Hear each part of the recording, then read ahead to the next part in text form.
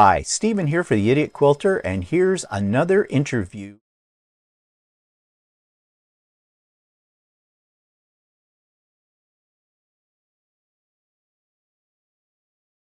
Hello, everybody. It's Stephen here from the Idiot Quilter and Bland Designs, and I am bringing you, and I'm tripping over my tongue as I say it. I am bringing you a really great interview with someone I just recently discovered on YouTube. His name is Barry Hughes. That's right. Is Barry? Yes. Okay. And Barry's YouTube channel, and we'll be talking about his YouTube channel shortly, is called Baryquilts. How appropriate. And so we're going to start right in. I've already asked you what your name is, but where are you located, Barry? I'm just south of Columbus, Ohio, in the Oh, okay. U.S. All right. So I have been down in that neck of the woods as we were talking earlier about that. And in the lovely area, lots of quilt shops down in there, I found, which is really nice. So let's get into it. How long have you been quilting? Well, believe it or not, just about 3 months, not very Wow. long. A newbie. Well, that's okay. Newbie. Yep. And okay, so I have been watching your YouTube channel and I knew you were recent to this, but what were you doing before you got into quilting? Well, I've done a variety of things, and I would pick up. Well, I was an electrician for 40 years, Hmm, and I retired during the pandemic, and I was looking for something to do. I found out when you retire, you just don't stop working. You got to do something. right. So I went through making candles to making birdhouses to selling on eBay, and I didn't like any of them. So you're kind of exploring all the possibilities out there until Right. you found your niche. So I'm assuming you found your niche in quilting then. Oh yes. I think I've went overboard with. So what attracted you to it? How did you get started? Made you say, "Hey, I might want to make a quilt"? Well, actually, let's start with when I was like 10 or 11 years old. Me and my cousin went and stayed with my grandmother 1 week, one whole week, and she said she would never do it again. But I think to keep us out of trouble, she started having us. Back then you didn't have rulers or templates, and she had us take a cardboard template that she had made and draw them out and then cut out pieces. And that's where my first experience of piecing was. And like I said, I've always admired the Amish. I'm only a couple hours from Holmes County, and I go up and I see those quilts. I'm fascinated by all the detail. Um, so in 1990, in the late 90s, I went to Joanne Fabrics and actually took a quilting class. Hmm. And I took one lesson. And I found out when I got home, I was making a right half square triangle. And you know how it has the little dog ears on it? Hmm. I thought when you took two pieces of fabric together and you folded them open, they should be perfect. And I didn't understand those little dog ears, and I could not figure out how to sew them together without the dog ears. And I was like, this is beyond me, and I quit. Oh, So I just recently rekindled this, and I've fallen into the hole. yep, and it is a whole, believe me, a rabbit's warren, really, Yeah. all kinds of possibilities in that. Well, that's interesting with the half square triangles. I don't think I've ever heard anybody say that they thought they had done it wrong when they saw the dog ears, but I can see how that could be because I'm thinking about my own uh adventures in quilting. And yeah, first time I made a half square triangle, I think my half square triangle was a little wonky too. More than likely it was. And yeah, so I can see how that was. So you said your grandmother had an influence on you because of her having you and your cousin cut out templates. Did anyone else in your family quilt at any time? Was there any other influences? Yeah, I had some aunts that do it, but no one really took the time, or nor did I even ask. Uh, but I just thought the geometry of quilts. I mean, I love traditional quilts. Um, I just thought the the beauty of them, it just fascinated me. And being an electrician, you know, as an electrician, we always deal with quarter inches, Mm. and I was like, this is a perfect hobby because there's only really two rules, and really there's no rules, but the two rules are quarter inch and straight lines, pretty much. And I was like, I think I could do that. Yeah, right up your alley from your Yeah. background in that. Well, okay, so what was I gonna? Well, you've been quilting now. Now you started really with your first classes out in the 1990s, but then that went on the back burner. Do you think it went back on the back burner, or people didn't really necessarily entice you into it simply because you're male? Oh, absolutely. When this was pre-internet. I mean, really. Or maybe the internet was out, but it wasn't, you couldn't find any quilting tutorials online. Um, when I went there, it was like a duck out of water when I walked in there. They were like, "Did you get the wrong place?" You know, Yep. and Been there. they were welcoming. But they weren't really. I just maybe it was my feelings that I wasn't welcome. But Yeah. yeah, when Oh, I got home and tried the half square triangles, I was like, "That's it, not doing it."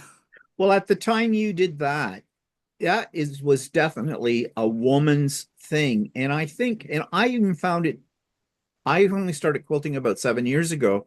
And I found it when I started, I joined a guild and they were nice and friendly enough, but there was an air. Like you're like kind of a fox in a hen house kind of a thing, you know, like they were suspicious of me. That's the way I felt. Now, whether that is true or not, from their point of view, I don't know, but that's the way I felt. And so, yeah, I know what it's like. But, you know, I think that's changing a lot now because there are so many men now that are into quilting. So I think that stigma is being very quickly, if not completely, removed from us. So, do you have a favorite creation? I know you've only been quilting for 3 months, you say, but do you have something that's a favorite? Yeah, I was gonna say if I had my block here that I just made when I'm gonna show you. Yeah. This can you see that I just made Yeah. this and I love that. That's so far this is my favorite block. And I put this on canvas and I thought, well, this I can make wall hangings out of that N- thing. Now, I did see your video where you were talking about putting on the canvas, but I think Yeah, in that video that I saw, you were trying to figure out how to best adhere it to the canvas. So, what did you decide yeah. on?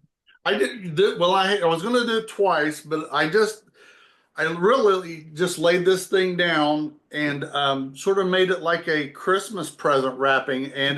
So far, I was worried that it might, I don't know, Pucker? go wonky on me, but I like it so far. Yeah. And you know, I would not have thought to stretch the fabric, make the fabric piece big enough that I could stretch it across the canvas and put it down.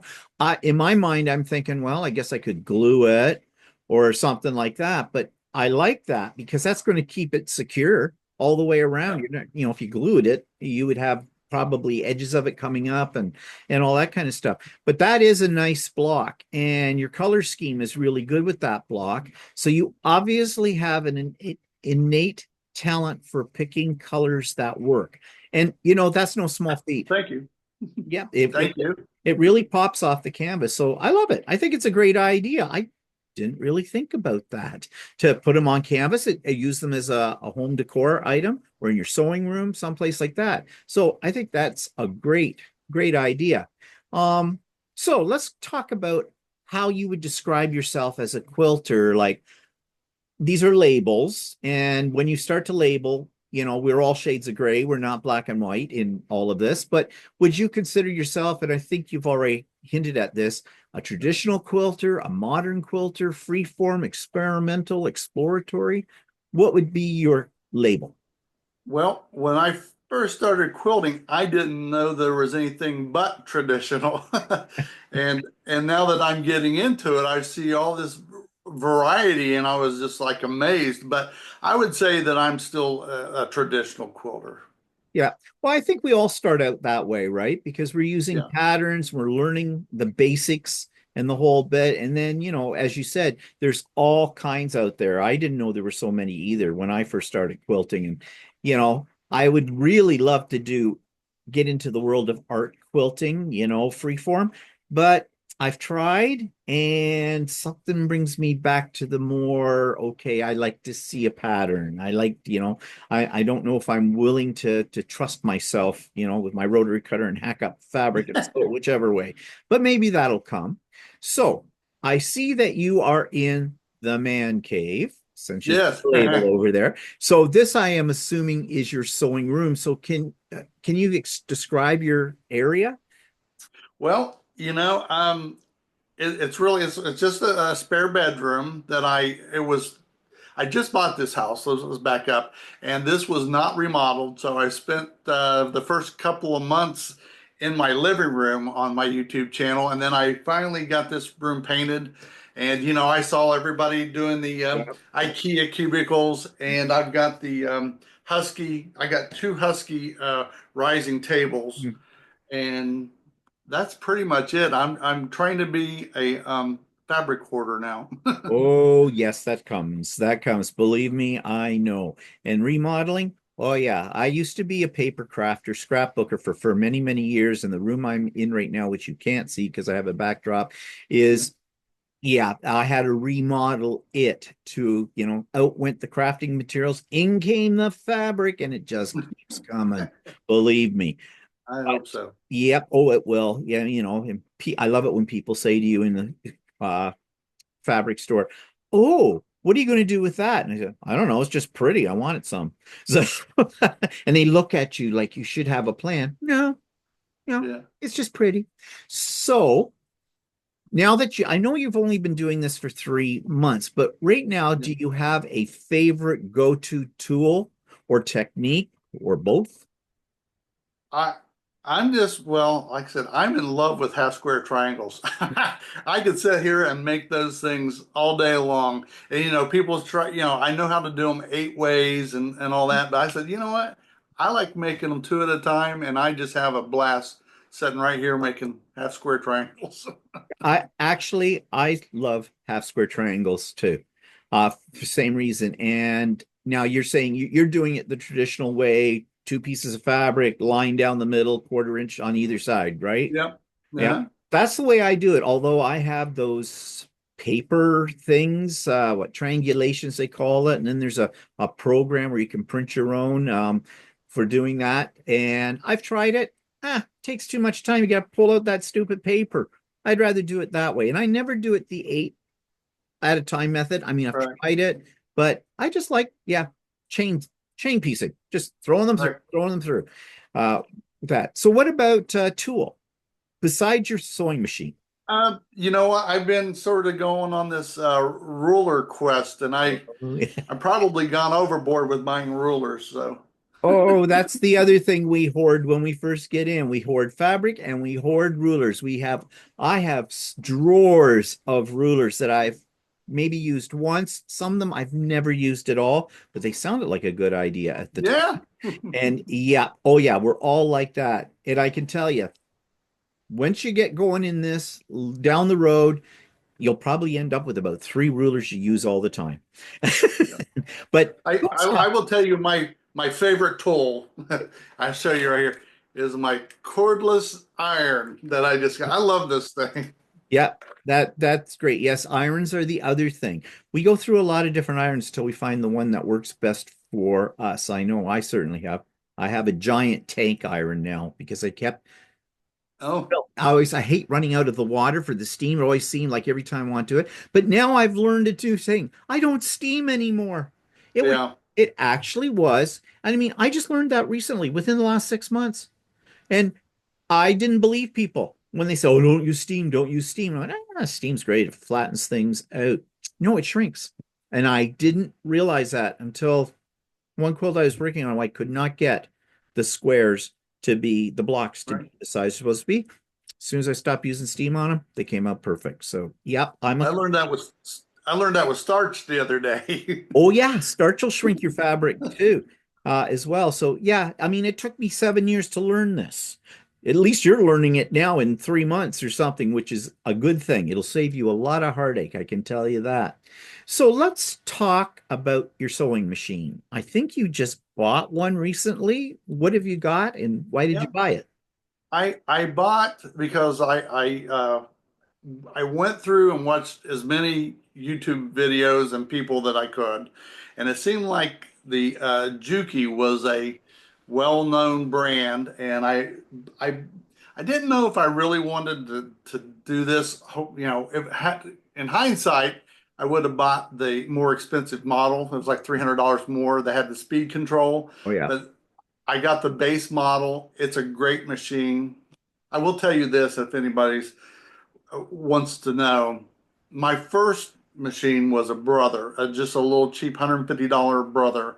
And if it sews straight lines, it's good enough to get started. You don't need a fancy machine to get started. Yeah, my So, first machine was a brother. When I got yeah. into this, it fell apart. I bought it at Costco with it. So that's when I went in and I said to my local quilt store person, I said, I need a sewing machine. She said, well, what's your budget? And I told her, she says, oh, we have a wide selection in that price range. And she sold me my first Janome. And you notice I say first. And you've Yeah. probably, do you only have the one sewing machine? Well, I still have my brother. Oh, okay. Yeah, you're on the road because there's no such thing as quilters with one machine. Yeah. We always talk about a spare. We talk about our travel machine. We all that kind of stuff. In this house, I hate to say it, but between my embroidery machines, my serger, my sewing machines, my husband's sewing machines and embroidery, we have about 10 Do different. you? Oh yeah. Now, I did buy an old Singer just as a display, Oh, though. yeah. Yeah. Oh, I've got an old Singer too that was gifted to me, and it's a display item. I don't sew on it, although I know that's sacrilege. It's a featherweight, and people, oh, they'll, Oh, featherweight too. yeah, but they all talk about the featherweights, right? And I tried to sew on it. I like my new fan. I like my computerized stuff. Yeah. Yeah. I'm very techie when it comes to that. So, but you will get more machines as time goes by. So if you had all the money in the world, is there a piece of equipment down the road you'd like? I I can tell you right now what it is. I think I know. It's a handy quilter Moxie XL with a Pro Stitch light. Yep. I knew it because we all want a long arm Yeah, when we get into this. And I have one. I have a long arm. I have an APQ uh, long arm. She's called Lucy because she came with the name actually. It's yeah. Lucy, the model. And yeah, and it's all and I have the computer on it. It's compute. I am not a free motion quilt. I wish I Yeah. was, but I do not have the patience to spend the hours and hours of practice that you need to do to become proficient at it. I like programming the little computer, standing back and going, you do this. And then it usually conks out on me Yeah. because, That's me. I yeah, love piecing. Quilting, not so much. yeah, actually, I hate to say it after $40,000 on a long arm, but yeah, I would rather piece Yeah. than than actually quilt. But I have it. And once I get going with it, it's fine. So yeah, I think every quilter, that's their dream is to have a long arm. So let's change the topic a little, well, not topic, but the direction. So Yeah. I know you're new to this, so this may not have happened to you yet, but you may have a desire for this to happen. Have you ever Okay. belonged to an in-person group, like a design team or an online guild or that kind of thing? Actually, I do. There's a community center in my little village that they have a unique 19-inch unique long arm, and I started going there. And right around Christmas, and they invited me to the Christmas party, and it was a big difference from the 1990s. Yeah. So, and yeah, they put up with me. I say that. Now, are you the only male in the group? Now there's a couple that come, a couple of guys come periodically, but Yeah. I'm the one that shows up The weekly. regular. Yeah. Yeah. And so they say they've got a long arm in there that you can use. So have you been dabbling in trying free motion? I did. I made my first queen size quilt the other day, and I was sort of trying to get the lady that's in charge to quilt it, and she says, nope. And she handed me the thing and said, go. So I learned how to do big L's and little E's. Okay, that's a start. That is a Yeah. start. And that's probably more than I can do. In free motion, but that's great. That's nice that you have something like that. Oh, To it's check. awesome. And how often do you go? Like, is that a once Once a a week? week. Oh, okay. Once a week. You can go twice a week, but Yeah. like Saturdays is usually a little busier, and I pass on Saturday. Yeah, yeah. Well, that's good that you have something like that. I don't have anything like quite like that out in my, well, that's not true. The Senior Citizens Community Center, they do offer 1 day a week where you can go and but it's just an open so kind of a day. I haven't done that because I do that here on my channel Oh yeah, and yeah, all that kind of stuff. So I don't need that. I have my people in this format on it. right. So let's talk about where you get supplies. Now, I know where you live in Ohio, there is no shortage, I'm sure, of quilt stores, but do you have well, first of all, do you prefer to buy your fabric in a store or online, combination of it?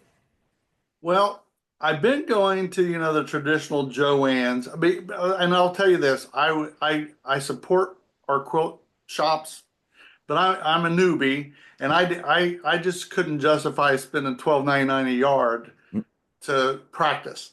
Yeah, So I've been shopping at Joann's, and I'm very sad that they are going to close. yeah. So I've been hoarding as much when I got from them. I tried to buy online, but I've been finding that some of the fabric I bought on Amazon was so thin I could see through it. Yes, been there, done that. Yep. And it's too bad that Joann's is going out. I mean, we don't have Joann's in Canada, but I have been to Joann's anytime I've been down in the States, so I know what it is. But I also found that their fabric what was sort of like the Amazon fabric, except I found out also they have several different grades, and I didn't know that when I was there, and I must have got the stuff that was more crappy than the regular stuff. Yeah. But you're talking about the price in a quilt store, 12.99 a yard. Oh my God, if it was only 12.99 a yard here in Canada, it is not. It is like 20 to $23 a meter, which is 3 inches bigger than a Yeah. yard. And that's in Yeah. Canadian dollars. So even when you do the exchange rate on what you're paying, it is still cheaper than what we pay Right. here. So, I guess I shouldn't complain. I was going to say, don't complain about that. So, do you have a favorite quilt store in your? Um, there's a couple right near me, but I'm telling you the one that I really want to go to, and you've probably been there, is Zinks in Yes. Berlin. Yes, I have been.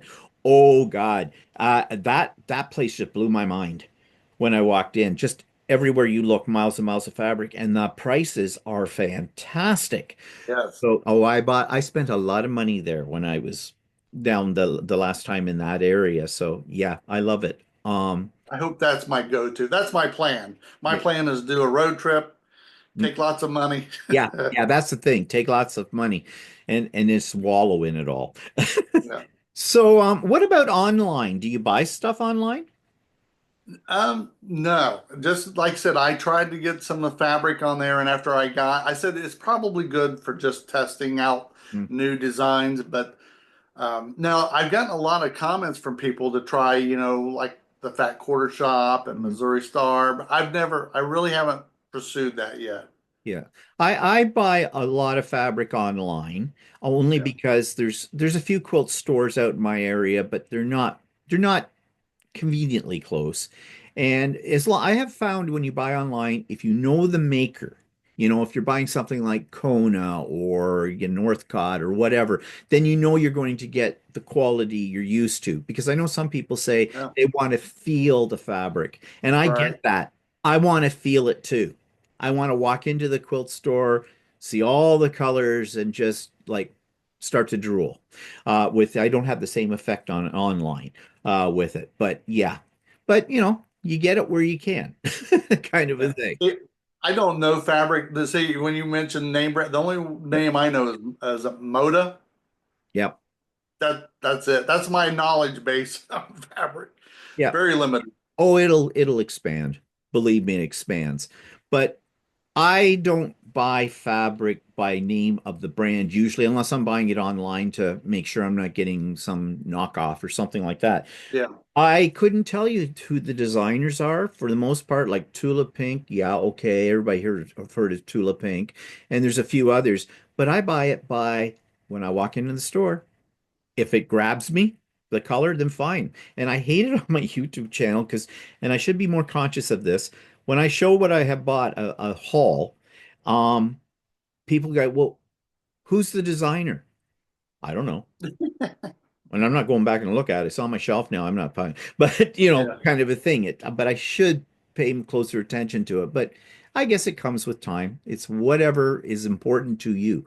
So, speaking of people's names and things like that in the quilting Yeah. world, do you have any experts, like online or whatever, that you like to follow or get inspiration from? Yes.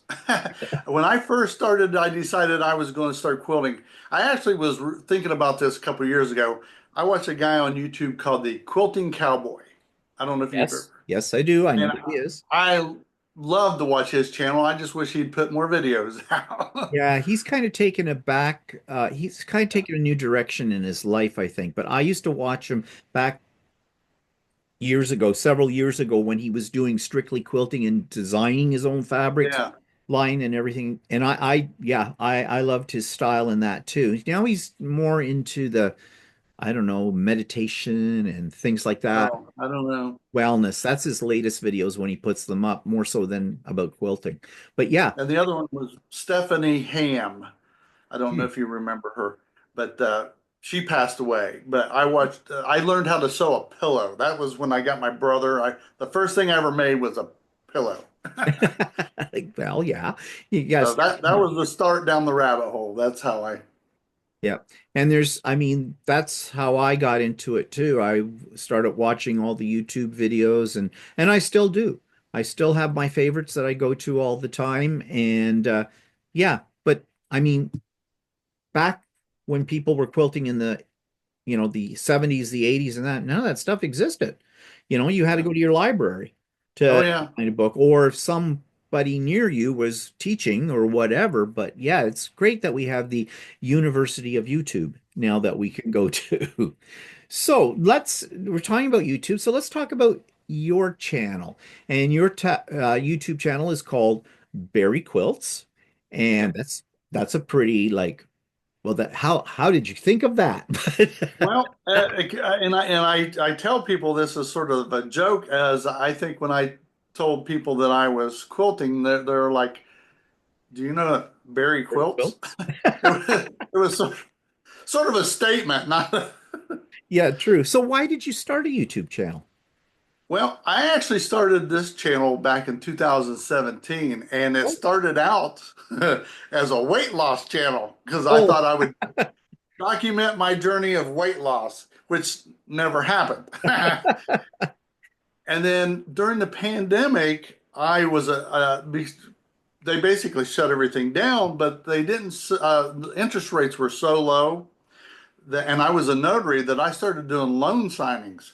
hmm, And so I started doing my videos towards loan signings, and that was fantastic. But then I can remember the month, it was February of 22, the interest rates went up, and that industry died overnight. hmm, And I don't know if you get into this thing, but um, I got a lazy boy recliner, and I sit there and watch TV and gained weight and got sick. I hmm. got diabetes, Oh, and I was like, I got to get up off of this couch and do something, or I'm not going to be around very long. yeah. And so that's when I decided, winter was coming on, and I said, I've got to do something where I'm keeping busy. I'm up, I'm ironing, I'm cutting, Mhm. and that's sort of how this evolved and changed. Yeah. Well, you mentioned the fact about COVID and how that really changed a lot of us. And a lot of people got into quilting and sewing during COVID for the same reason. They needed Yeah, something to do so they wouldn't go stir crazy. And yeah, you being retired, I also know about the lazy boy syndrome because that's what happens when people retire. You've spent your whole life working, you don't know anything else. And if you haven't been cultivating other uh, hobbies on a regular basis, suddenly you wake up one morning, realize you don't have to go to work, and you go, now what am I going to do? And we tend to gravitate towards the you to the TV set, and while you're sitting there watching TV, you want to eat, and you're not getting any exercise. And oh, I know all of that very well because that was what was sort of, well, not totally happening with me because I've always been a creative, and I always had lots and lots of hobbies to do. But that's why I like quilting because you know, we're not getting any younger. And it's very easy when you get to a certain age just to let the world pass you by and just, rot. And I've heard Yeah, many horror stories, and this is kind of a downer, but too many people who retired after 40, 45 years of working, and within a year or two, they're dead because they had right, nothing to keep themselves going. And the worst thing I think is our brains. And that's why I like quilting.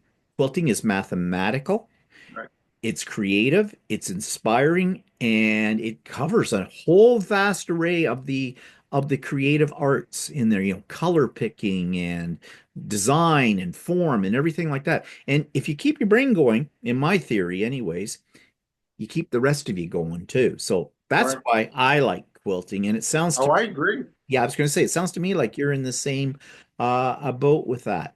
So on your channel, if somebody brand new, and there will be some brand new ones coming to this after the interview, what can they expect to find on your channel?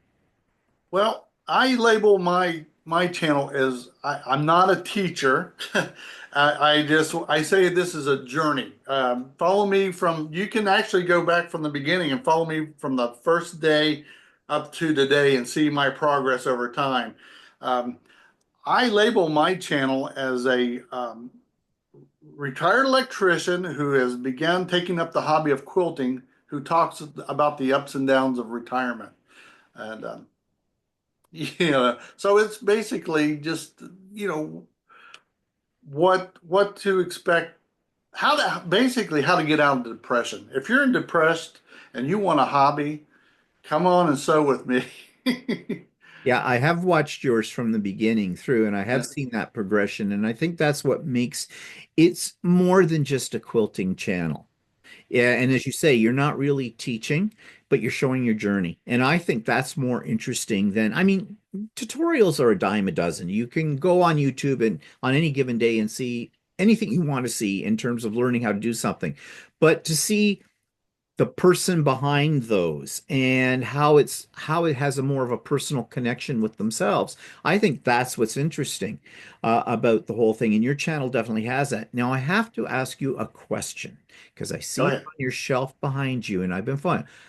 The memory buttons or button memory. So whatever Yeah, it, what is it you call it? You call it, it the Memory Makers Button Club. yeah. What's that all about? Well, I, I was remodeling my room here, and I found this old jar that I had in my garage just collecting dust. And I put it up on my shelf. I got my sewing machine, and I'm just trying to fill all these holes. And I was like, and I said this in my last video from personal experience. There's a lot of people when you retire, they tell you everything to do to retire, but there's very little people tell you what to do after you retire. And I found out from talking to other people, there's a lot of people that they don't want to do a YouTube channel, but they want to be interactive. And I thought this was a way for viewers to give back and be recognized. And, Yeah. everybody likes to be recognized. And I thought this was a good way. You send a button, and the button ideal was just, well, I thought about at first. I said, I'll just send me your broken needles and sewing needles. I was like, no, No. we're not doing that. And I thought, buttons, and I said that buttons bind things together, like your shirt, your clothing, and that's a metaphor for the past, where some people have learned to sew or quilt with their grandmothers, grandparents, grandfathers, whoever, parents, and just to bring that forward and share it to future generations. And that was the concept. I didn't even know if it'd work. Well, it looks like it is because I've watched your videos when people have sent buttons in and people are contributing to it. So I think that's a Yeah. good thing. It gets so that makes your channel also interactive. And Yes. I think that's a good thing. It's not static, it's you've got something there going where you're creating a community in a sense, which is a great thing. I would hope so, but I know there's some people that do not like it. I found Oh out. yeah. Well, there's always going, you can't please all the people all the time, Yeah. that kind of thing. There's always going to be haters out there for one reason or another. I mean, as content creators, and if you haven't already found this out, you will find it out soon enough. You will have some people who just want to criticize no matter what you do, because they're probably very unhappy people. And this is their way of doing. And as I tell people, I always have the power of the delete key and I'm not afraid to use it. Yeah. I I try not to, but I have had to do that already Yep. for a Oh, couple yeah. of people. And if you speak to any content creator on YouTube, no matter what their content is, we all have had them. We've all been there. It's just the nature of the beast. You have to grow a thick skin, and it's just let it be like water on a duck's back. Not to worry Yeah. about it. But anyways, now let's talk a little bit as we end today's interview about your future plans, your challenges or goals, things you want to do down the road with all of this. You know what? When I started out, I didn't have a goal. I will tell you, I don't consider myself a quilter yet, believe it or not. I just, even though I've done one, I don't know when you can say that you are a quilter. Um, but my goal is the day that I can make a double wedding ring, I will consider myself a quilter. Oh yes, I ha that one too, and I have an AccuQuilt system, and I have the die for cutting it Oh, out, and I've had that die for almost 2 years. It's still in the original package. So yeah, that is intimidating, but boy, once you've done one of those, because according to other people I've seen that have done them, there is a very supreme feeling of accomplishment. yes. But you want to know something? Calling yourself a quilter, you are a quilter. We all are. But quilting isn't something that has an end point. I don't think you're going to find anybody who is serious about quilting who's going to say, I know it all, that's it, I'm done. No, we're constantly learning new things. I Oh, was yeah. talking about steam before. I mean, been quilting for 7 years and I learned something new. And I learn something new all the time. And that's another reason why I think if you're retired, if you don't have a plan, get into quilting because it's going to stimulate you on many different levels and keep you from rotting, eating the bonbons and watching the news all the time, or whatever you watch. Mhm. Okay, so if since I know you don't have a lot of experience yet in time. You have a lot of experience, but in time, if somebody wanted to get started in quilting, they've seen this video, they've seen this interview, and they say, I think I might want to try quilting. Do you have any advice for someone when they're getting started? And it's kind of based on what has happened to you. Yeah, well, I can tell you. I'm glad you asked. Um, that's why I said you don't need to go out and buy a fancy machine to get started. If it sews straight lines, it's good enough. Um, you need basically a rule and a rotary cutter, and you can even use old shirts in your home to start with and cut them up and start, and a good cutting mat. And it's really, the entry level is actually fairly cheap. It's Mhm. when you start buying the designer fabric that it gets pricey. That's where it starts to get But, expensive. Yeah. but just start with what you have. And then, like I said, this was my Christmas present to myself, the Juki, but it wasn't a necessity. So Right. don't feel like you have to go out and buy $1,000 machine to get started. No, you're right. You don't, because my first quilt was made on a cheap old brother from Costco. Yeah, and so, but then I decided, yeah, I'd really like something better for it. And then you're down the road then. Yeah, Yeah. and never look back. That's great. So, is there any other comments you would like to make or anything you'd like to say before we say goodbye? No, I just really appreciate you. I hope that we meet up sometime at a quilt show. Yep. That's my plans in retirement now. I didn't, if you had asked me 6 months ago, I would have never thought I would be telling you this, but my favorite goal right now is to pick out quilt shows across the US and Canada and go to them. Well, So, we've got a big one coming up in June in Toronto, the Canadian National Quilt Show. Uh, so yeah, and I will be there at that one. awesome. So that's it. So yeah, think about it. And if you do decide, let me know Okay. about that. But anyways, well, Barry, I want to thank you so much for agreeing to do this interview today. I found your insights into this really great. I think anybody who's might be toying with the idea right now of quilting or that will glean a lot of information from what you've already said. And it's just really nice to hear what another male quilter is doing in this world as well. I'm all about the males in this one. We're taking over. Well, no, not really, but I gotta be careful. There could be women watching this and they'll be upset Yes. with us, but we'll leave it. But at that point, yeah, I think I will leave it. So thank you again so much for doing this. And please stay on the line as I end the interview. But this is great. Thanks again.